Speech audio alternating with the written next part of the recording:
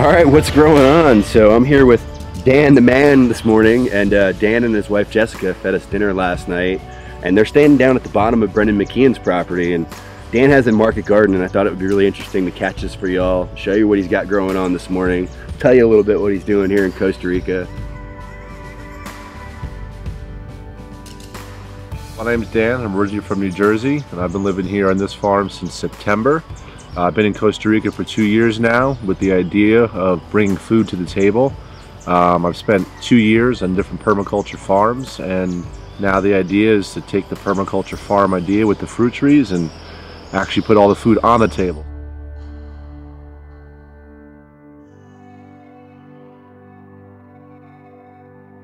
I enjoy landscaping and working with food. We all like eating food, so having good quality stuff is the best. And I have a bit of everything here. Most of the varieties are my favorites and things that other people are looking for. So yeah, feel free to come and take a look around.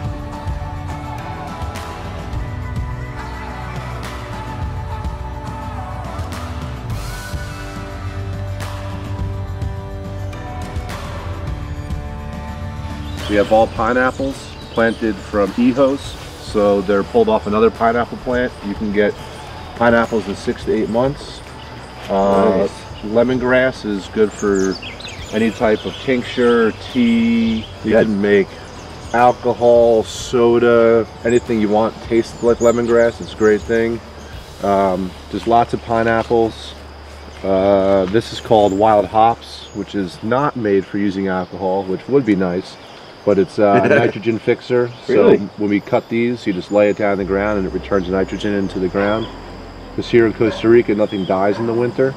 So nitrogen is more stored in tree roots as opposed to in the ground. Nice. So a lot of trees hold on to it. This is one of them. So it's full of nitrogen. So you just throw it down and it's free fertilizer.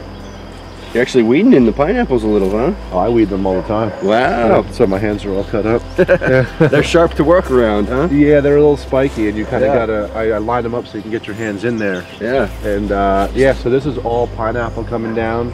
I have about 12 coming in right there. They're from hijos. And When you say eho, that's basically like a side sheet then? yeah, so what happens is if your pineapple is sitting on the stem, which we have over there, as they get older, they start putting out new heads. And if you rip that off and plant it, it'll give you, produce a pineapple much faster. Cool. I've never heard the word eho. That's pretty cool. Eho, what means child. Child, okay. Yeah, so that's what, like any plant here, a banana tree puts off new ones. That's an eho. Everything they call Banana eho. Pup's an eho too, guys. So Anything. we're learning all kinds of cool stuff here. If any tree puts off another one, they just call it eho. Eho. It's a child. Okay. Yeah. Nice. That one's habuticaba. Nice. That'll produce 100 kilos, so like 200 pounds of fruit, just that one tree right there. Wow. And there's a guy in town, we drop it off, and he makes wine out of it. Chapoticaba wine? Habuticaba wine. You call it habiticaba here. Habuticaba, Okay. yeah. Oh wow. Yeah, J doesn't have a sound. It's Okay. H in Spanish. Okay. And whatever the wine makes, he doesn't charge you money, he just keeps half the wine. Whoa. And you get the other half back.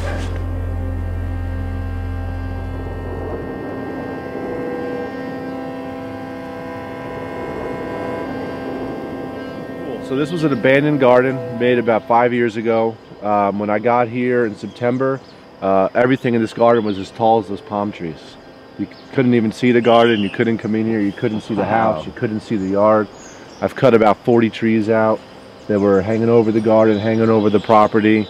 A lot of these beds were just folded into the ground. I've had to dig all of them out, redo the walls around the sides. Obviously soil amendment. But since September, I've already pumped out, I don't even know, 1,000 pounds of food, maybe. Wow. Maybe at least.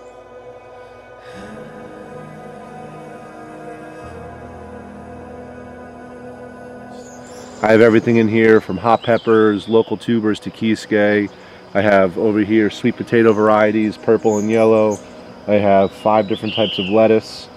I have parsley, fennel. I have local varieties of grass that taste like garlic, celery, 3 varieties of kale, flowers, broccoli, basil, hoop vine, yerba buena, cilantro, green onion, radishes, beets, carrots,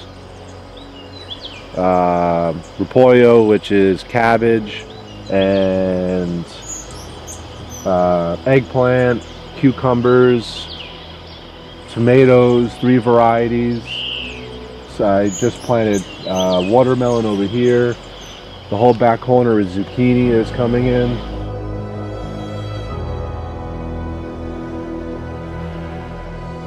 All the people that I know that I garden in Costa Rica have come here and just can't believe that I don't have problems with bugs.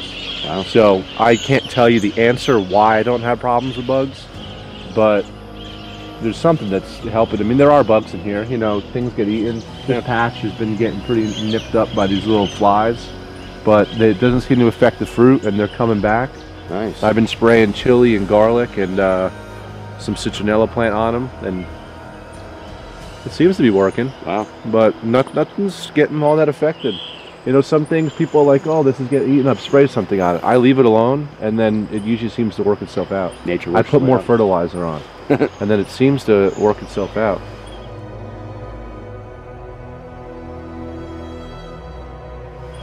So where's your market for this product, other than your guys' your stomachs every day? I've been selling to just people I've met in town. So I haven't necessarily set up a table at the farmer's market yet. I've just been kind of doing client orders. I post online what's available, and people have been hitting me up. It's almost like a direct sale, and you know exactly what you have going out. That's what I'm doing. The idea would be to have 10, 15 people that are like, hey, bring me what you got every week, like a CSA. You're going to be starting a family here too, right? Yeah, my wife's 6 months pregnant, and a little over 6 months pregnant. We're going to have the baby here. Wow. Having a baby here is extremely inexpensive. If you don't have insurance in the States, my friend had a baby 7 years ago. It cost her 50 grand out of pocket.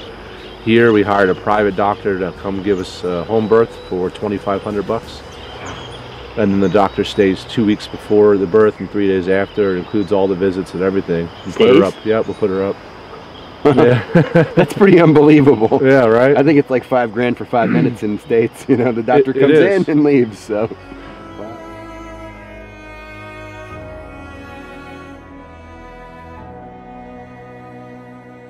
So this soil was brought in like 5 years ago, and then this was abandoned.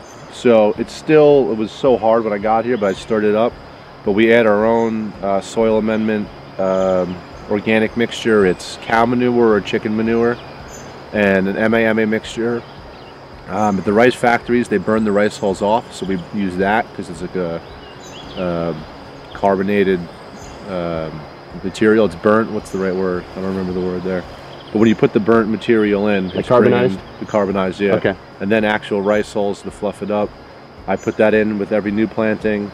I have purchased from a local guy. He gets crushed rock from a volcano here in Costa Rica. Rock dust, nice. Rock dust that has 100 minerals in it. Yeah. So I put that every time I plant something new. I've spread calcium throughout the whole garden to add some health back to it. And then I've also spread phosphorus, pulverized phosphorus and magnesium, and it seems to be helping a lot. Cool. You know, some things go up and down, some things don't grow as well. I don't have a roof here, which I do plan on putting in probably in like April or May. A roof over the market area here? Of the general center area. Yeah. Because when it rains every single day for 3 months straight, some things don't grow. I love cauliflower. The cauliflower rots because it's too wet. Okay.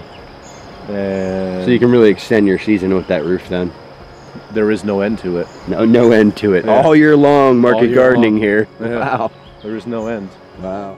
It's all written in the stars. We're unable to change who we are.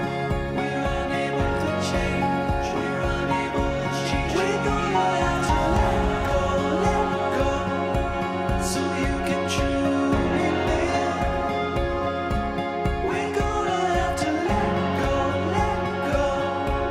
Find that gold you hid.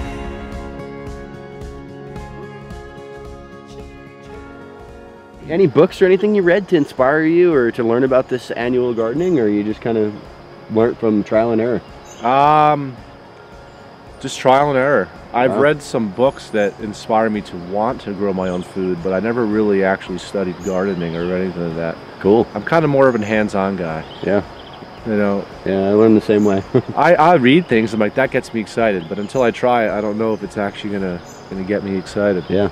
but I like coming out and putting food on the table. It makes me happy, because now we buy rice, we buy beans, and my wife likes avocados. Avocados, it's not possible for you to grow them all year round. Yeah. So that's pretty much what we buy at the market. We've been buying a little bit of onion and a little bit of local garlic, but all my onions are coming in, so we're about done with that. Garlic is starting to grow, so we're almost done with that. So And you'll actually bulb garlic here? Or you... So we don't have the garlic. Yeah, you can, but we do it under the roof because they like to be in a well-drained, dry soil. That's impressive. Yeah. Wow. And onion, we don't get the big varieties. The big varieties grow in really cold weather, like almost like freezing cold. Yeah. But I have another variety that gets pretty big. It's grown. So you found a local variety that does well here. Yeah. Cool. Yeah, it's growing. Lots of good stuff. 40 of them are coming in, so now I ordered like 200 more because people are like, you have onions? There's not any person in the market that has organic onion. There's not any person there's one person who's selling organic oranges. There's nobody with organic tomatoes. So it's like 4 people know I have organic tomatoes, and they're already sold for the next 3 weeks. That's awesome.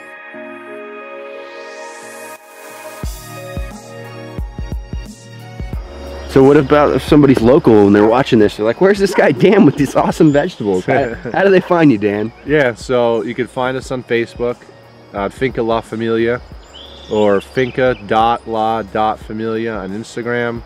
We're in San Pedrito de Cajon. We're about 30 minutes east of Pérez Zeledón or San Isidro de General. And we go to the market on Thursdays. If someone wants something, they can give me a call. We'll hook it up.